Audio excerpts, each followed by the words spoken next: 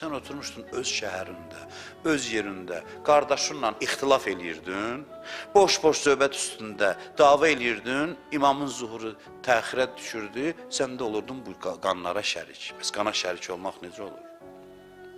Sən oturmuşdun, bilmirdin nəyin davasını aparırsan, neyinirsən? Şərt qoyub imam zaman. İctima'in minəl qulub və salam. Əsas səbəb budur. Möminlərin qəlbinin bir-birinə mehribanlığı. 100 dənə sən fərdi günah eləsən, İmam Zamanın ürəyini o qədər yaralamırsan ki, bir qardaşından ixtilaf eləyəsən.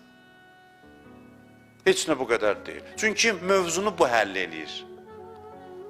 Mövzunu bu həll eləyir. Zuhur mövzusu buna bağlıdır. Bu həll olsa düzələcək. Bir alimdən eşitmişdim, tükün biz deyandı. Dedi, Ramazan ayının günorta vaxtında şərabı başına çəkib içməkdən daha ağır günah ixtilaf eləməkdir. İndi get, bax, məsələyə, vəziyyətə bax. Bir zaman namaz qılanda göylərdə mələklər deyirdi, əhsən, filan kəslər namaz qılır. İndi də keçdi o dövran. Da bitdi də, da bildi. İndi yox. İndi deyirlər, gəl bura görüm namaz qılan, gəl bura görüm. Gəl bura görüm, nə üçün gəlmirsən, nə inirsən, nə haldasan? Sən neçə dəfə Kərbəlada oldun? Neçə dəfə həccə getdin? Sən neçə dəfə İmam Hüseyn məclisində oldun? Neçə dənə Ramazan ayını yola saldın? Nə oldu sənə bəs? Niyə sən bu qədər, sənə bu qədər enerji verdi? Mən verdim Allah. Bu qədər sənə enerji verdi. Niyə görə aləmi nura qərq eləmədin bəs? Niyə eləmədin?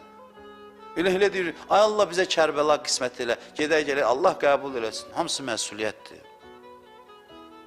Hamısı məsuliyyətdir. Allah deyib, bu qədər mən sənə enerji verdim. Sən gərək aləmi işıqlandırardın, nura qərq eləyərdin. Niyə eləmədin?